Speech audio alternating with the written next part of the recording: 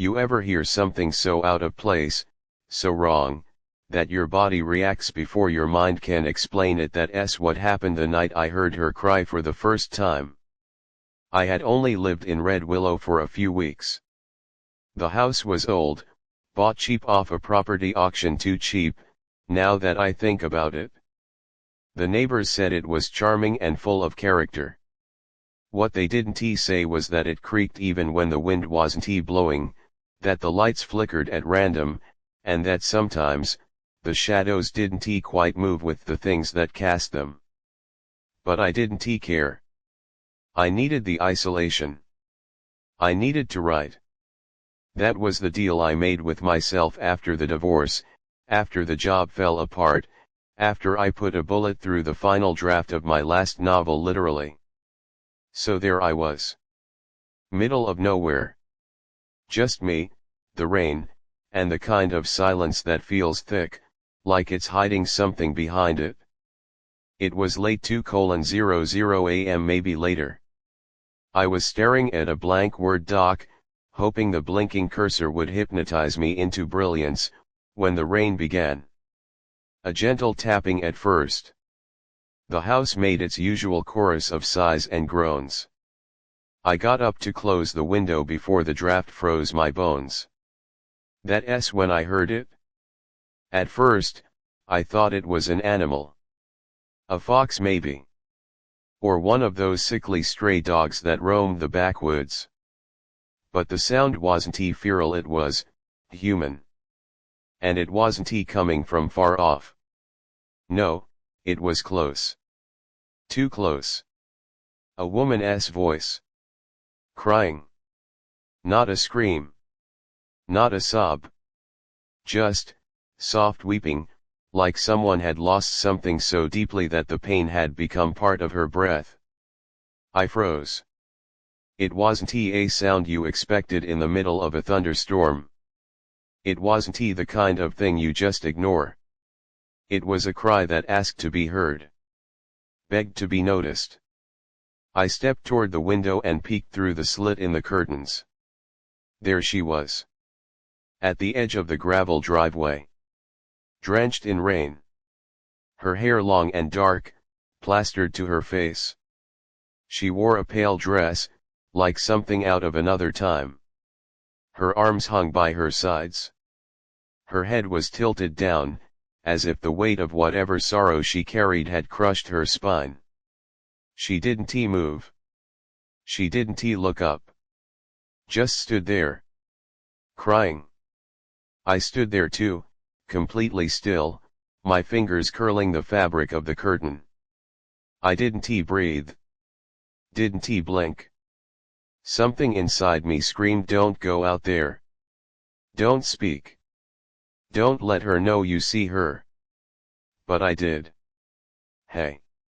Are you all right? I don't even remember making the decision to speak. The words just spilled out, almost like they weren't mine. The woman stopped crying. Just like that silence. I blinked, and when I looked again, she was gone. No footsteps. No fading figure. Nothing. Just the rain and the trees and the night swallowing her whole. I didn't sleep after that. Instead, I sat in my living room with every light on, wrapped in an old blanket, the TV playing something I wasn't watching. I kept glancing at the window, waiting for another glimpse of her. But she didn't come back that night. Still, the crying haunted me. It wasn't just what I'd heard, it was how I felt when I heard it. Like her sadness wasn't hers alone. Like it had seeped into my bones, curled into the empty spaces behind my ribs, and settled there. The next day, I asked around. The waitress at the diner, the guy at the hardware store, even the mailman. All of them had the same reaction when I brought up a woman crying in the rain, a pause, a too long silence, and then some version of you must ve imagined it. But I hadn't imagined it. And something told me deep in my gut that this wasn't over. That night, I left the porch light on. And waited. I didn't sleep the night I saw her. Even after she vanished, melted into the rain like she was never there, I stayed in the chair near the window, blanket draped over me like armor. I told myself that sleep was the trap. That if I closed my eyes, she'd be inside. Not outside the glass, but behind it. When the sky turned gray and the rain finally stopped, I stood up for the first time in hours and decided to find out who the hell she was. Her face haunted me. Not because it was terrifying, but because it wasn't. She looked tired. Like someone who had been crying so long, the pain had become her second skin. Someone who didn't expect to be saved. Just heard. Just known. Her name came to me in a whisper I don't remember hearing, Rihanna. It clung to my mind like a dream you don't remember until days later, when something small like the smell of wet wood or the sound of glass breaking pulls it back. I didn't know where I'd heard it. Maybe I hadn't. Maybe she put it there. Red Willow Public Library. It was one of those days that pretends to be bright but never quite succeeds. A gray sky smothered the town, and every sound felt muffled, muted by a fog you couldn't see, only feel. The library was just off Main Street. A squat brick building with warped windows and the faint smell of decaying paper. I stepped inside and was met with the kind of silence that doesn't welcome you. It watches you. Behind the desk sat a woman in her late 60s, her silver hair tied back in a bun so tight it looked painful. Her name tag read Laurette. She looked up. Didn't smile. "You're the one who bought the Ellers house," she said. I hesitated. "Yeah. I'm Johan." She nodded once. "That place should be stayed empty." I didn't answer. "You're here about the crying," she said, as if commenting on the weather. My skin prickled. "What do you know about her?" I asked. Laurette stared at me for a long time. Then, with a sigh, she stood and disappeared into a back room. When she returned, she held a thin file. She slid it across the counter like she was handing over a disease. "I shouldn't give you this," she whispered. "But she's chosen you." Inside the file were yellowed newspaper clippings. Black and white photos. Handwritten notes. The name at the center of every page, Rihanna M. Hartwell. A schoolteacher. Lived in Red Willow in the early 1940s. Disappeared without a trace in 1946. Last seen walking into the woods behind her house after the death of her son. Her son had drowned. A flash flood. The boy's body was never found. They said Rihanna never forgave herself. She believed he wasn't dead, Laurette whispered. She believed he was taken by the water. That she could still hear him calling for her when it rained. I closed the folder. "And now she cries," I said. "No," Laurette replied.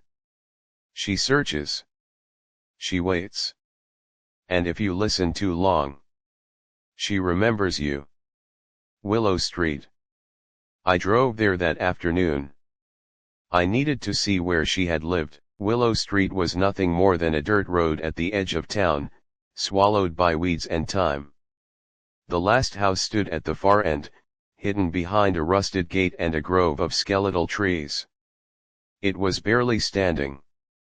Half the roof was caved in. The windows gaped like broken mouths. Ivy crawled up the siding like veins. But I went inside. Because something pulled me. The air was colder than it should be been. The silence thicker. Every step I took echoed like I was walking into a memory. In the living room, above the fireplace, hung a mirror. Tall. Ornate. The glass warped with age. A spiderweb crack ran through its center like a scar. I stepped closer. And that's when I saw her. In the mirror. Standing just behind me. Rihanna. Tears down her cheeks. Her mouth moving but no sound came out. I turned. No one there. But the crying had begun again. Not from the mirror. Not from the room. From inside the walls. The voice in the rain. That night, the storm returned. 2:13 a.m. The crying began again. But this time, it wasn't just outside. I walked toward the front door, heart pounding like it wanted to escape. I opened it slowly. And there she was. Rihanna. Standing in the middle of the road. Soaked to the bone. Her eyes locked onto mine. She didn't move. But she wasn't alone. Behind her, barely visible in the rain, were others. Figures. Dozens of them. All still. All staring. I couldn't breathe. Couldn't blink. Then her lips parted. And she whispered something I'll never forget, "You heard me. Now you have to listen." After that night, something in the house changed. I could feel it in the walls. Hear it in the floorboards. The silence wasn't just silence anymore, it listened back. And I swear the shadows moved just a second too late when I turned on the lights, like they were pretending to be normal. Rihanna's whisper haunted me. "You heard me. Now you have to listen." I didn't know what she meant. Not really. But I knew this, it wasn't a warning. It was an invitation. The clock in the hallway. The old grandfather clock in the hallway had never worked since I moved in. But that morning, it was ticking. Slow. Heavy. Offbeat, like a dying heart. I stood in front of it, listening to each tick echo through the hallway, feeling the air thicken with each beat. At exactly 2:13 p.m., 12 hours from the crying, its minute hand jerked violently forward. The glass door creaked open, even though I hadn't touched it. Inside, something had been placed where the pendulum should be. A photograph. Faded. Wet at the edges. Like it had been underwater for a long time. It showed a young boy standing next to a woman, Rihanna, no doubt. But their faces had been scratched out. No ink. No knife marks. Just, gone. Smoothed away like time itself had tried to forget them. Scrawled on the back in trembling black ink, "He cries louder now. I can't make him stop. R.H. The house begins to speak. It started with whispers in the vents. Soft at first, like wind brushing through tall grass. But over the next few days, they became words. Muted. Garbled. Repeating the same sentence, "Where is he?"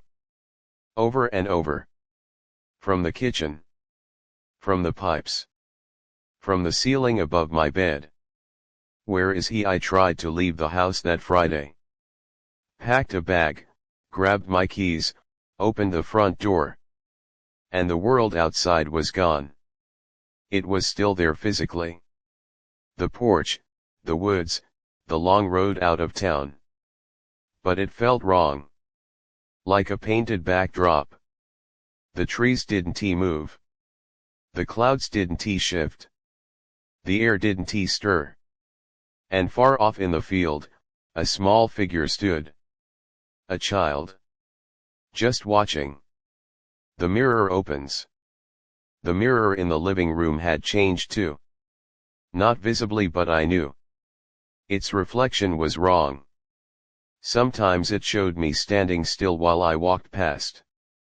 Sometimes it showed the room as it used to be, furniture I didn't own, wallpaper I never hung.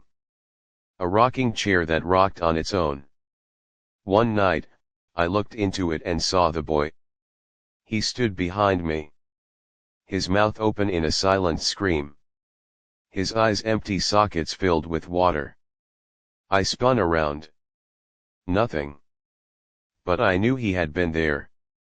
Or something had. That night, I found water pooling beneath the mirror. Laurette's warning. I went back to the library. Told Laurette everything. She didn't look surprised. Just tired. Like someone reliving a nightmare that had never really ended. She's trying to show you, Laurette said. What happened to her? What was taken? What still waits? I asked her why. Her hand trembled as she slid an old book toward me. The spine was cracked, the pages brittle. She opened it to a chapter titled, The Listening Dead. Some spirits don't want justice, she said. They want remembrance. They want someone to carry their grief. To become it? Is that what she wants from me? Laurette looked me dead in the eyes. No, she whispered. That's what she needs. What they all do. I asked her about the figures in the rain. The ones behind Rihanna. She paused. Her voice cracked. Those are the ones who followed her. The crawl space. That night, I found a hatch beneath the stairs. I don't know how I hadn't noticed it before. Maybe it hadn't been there before. I pried it open with a crowbar. The air that rushed out was icy and wet, like the breath of something long buried. I climbed down slowly, flashlight in hand. The crawl space was small, but there were things down there. Children's toys. A broken music box. And at the far wall an old trunk. Inside the trunk was a soaked notebook. Its pages stuck together like skin on skin. The entries were written in Rihanna's hand. He's calling from the water again. I saw his shadow move across the mirror. The others are coming now. They're not kind. They know I remember. I heard someone listening. The last page was fresh. Yahan. The night after I found the journal, the rain came back harder than before. The kind of rain that felt personal, like it was aimed at my house and nowhere else. Thunder cracked like bones breaking in the distance, and the wind screamed like a mother who just lost her child. At exactly 2:13 a.m. the crying returned. But it wasn't outside anymore. It was inside the house. The voice behind the mirror. I didn't move at first.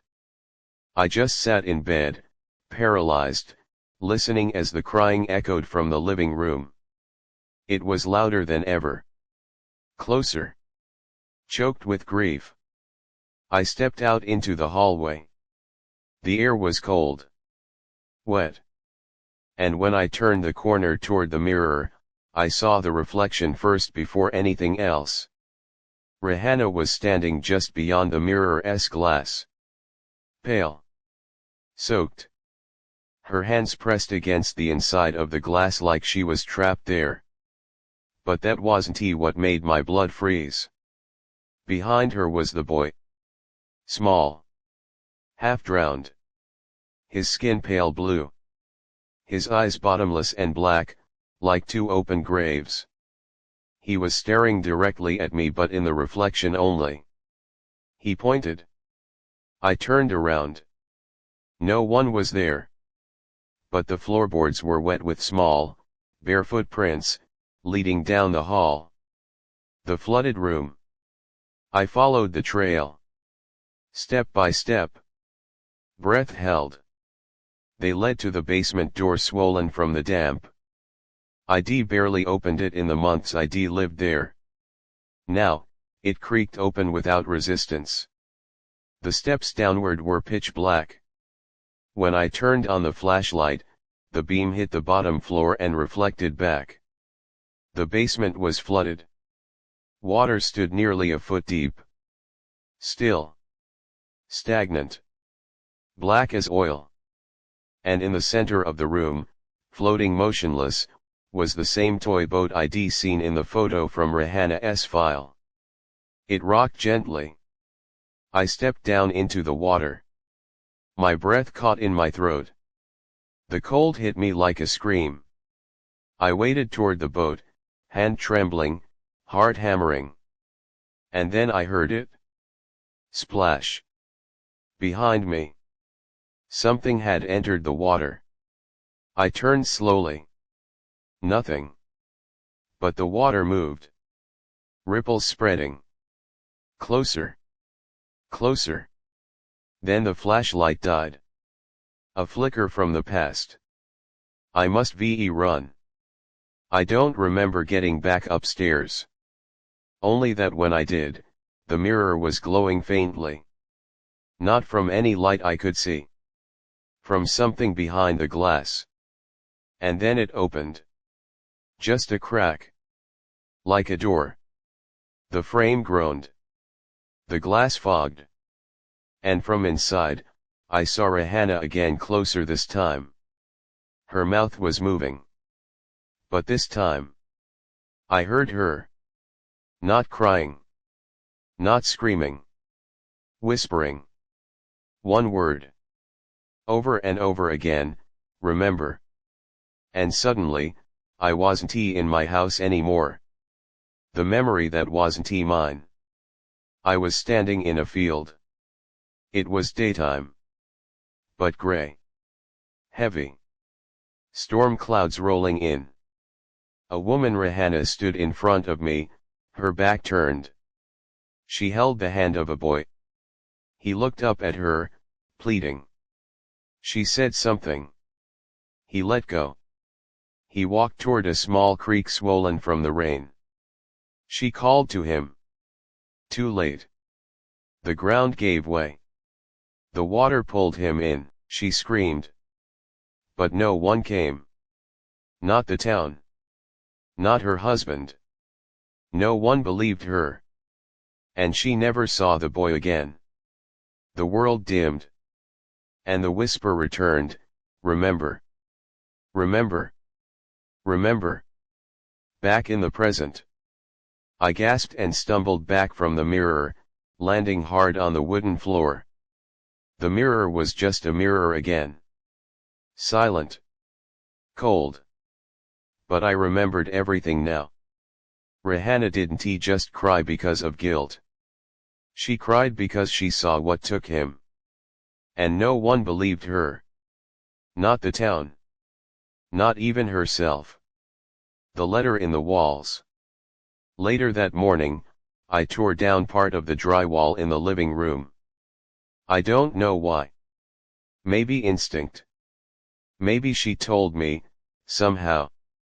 Inside the wall, tucked between beams, was an old envelope sealed in red wax. On the front, scrawled in fragile ink, to the one who listens. I opened it with shaking hands.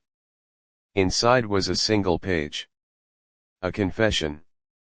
Or maybe a curse. They live in the water, Jahan. Beneath it? Where sound carries and light dies. I gave them my boy. I didn't mean to. But I heard them call his name before he fell. I tried to get him back. I tried to scream louder. But only the rain listened. Now I am rain. And I will scream until someone screams with me. And now. Me. That night, the crying came again. But something was different. This time, I didn't feel fear. I felt invited. The mirror cracked wider. The door began to open. And from deep within the house, I heard a small voice whisper something new. Come see what I see. The house no longer hid its secrets. Every wall breathed. Every door whispered. Every shadow lingered just a moment too long. I stopped counting the hours I hadn't slept. I barely ate. Barely moved. Because I could feel it now. The door was open. And she was waiting. Crossing the mirror. It happened on the 5th night. The rain poured so hard it sounded like voices pounding against the roof. The grandfather clock struck 2:13 a.m. and stopped. The mirror was no longer a reflection. It shimmered, warped like water's surface. I stood in front of it, barefoot on the soaked floorboards. The air around it was humid, cold, electric. From inside, I saw Rahana. Not pale. Not crying. But calm. She reached out her hand not in warning, but in welcome. And I took it. The drowned world. It was like falling into silence. My ears popped. My skin went numb. And then I was there. Somewhere beneath this world. Beneath ours. A place where the ground was soft like mud, where the sky bled light through invisible water, and the wind didn't blow, it whispered. Everything smelled of decay and stillness. Rahana stood beside me, her dress clinging to her skin like seaweed. Her eyes were no longer hollow. They burned with memory. "This is where he is," she said. Her voice echoed like it came from the bottom of a well. We walked. Through a drowned forest. Through echoes of old houses, half submerged and crumbling. We passed others. Dozens of them. Hundreds. Women. Children. Men. All standing knee-deep in dark water, unmoving, their eyes locked on me. "The forgotten," Rahana said softly. "The ones no one heard." They parted as we walked by. And then we reached the water's heart. The boy. There, standing at the edge of a black lake that reflected nothing, was a small boy. His back to us. Barefoot. Still. Rahana knelt behind him. Whispered his name. "Daniel." The boy turned slowly. His eyes were filled with stars. Not light memory. He stepped forward. Hesitated. "I tried to come back," he said. "But the water remembered me. It remembered everything." Rahana held out her hand. And for a moment, he almost took it. But the water rippled. And something else rose. The thing that waits below. It wasn't a creature. Not in the way we think of them. It was grief made flesh. A towering shadow. Its limbs were long, dripping with centuries of loss. Its mouth opened, but no sound came. Just the cold. It had no eyes. But I knew it saw me. Because I remembered it. It had been in every storm. Every reflection. Every moment of silence. It had followed me my entire life. It reached for Rahana. And she didn't flinch. She turned to me instead and said, "You have to take my place." The choice. The air thickened. The water rose around my feet. "You heard me, Johan," Rahana said. "You listened. You walked into the memory." She looked at her son. Tears in her eyes. "I just wanted to see him again. I just wanted someone to believe me." The creature loomed closer. "You can leave," she whispered, "but if you do, the crying will begin again. Someone else will be pulled in. Another soul." She placed her hand in mine. "Or you can stay. So he can go." Daniel stepped forward. "I want to leave," he whispered. "I want to forget." And in that moment I made the choice. The last memory. I told her yes. I felt the world shift. The mirror closed behind me. And Daniel turned toward the light. The creature stopped. Slowly, it stepped back into the dark. And vanished. Rihanna kissed her son's forehead. And then, they were gone. Epilogue, Red Willow. Laurette never saw me again. The house at the edge of town eventually collapsed in on itself. No one rebuilt. But the crying stopped. No more whispers in the rain. No more footsteps in the hall. Only silence. And sometimes, silence is the kindest ending. Final scene, another rain. 1 year later, a young woman named Elise drives past the ruins of Red Willow, taking a shortcut through the woods. Rain starts to fall. She turns on the radio. And just barely between stations, she hears a voice. A man's voice. Crying. And somewhere beneath the sound, "Remember me."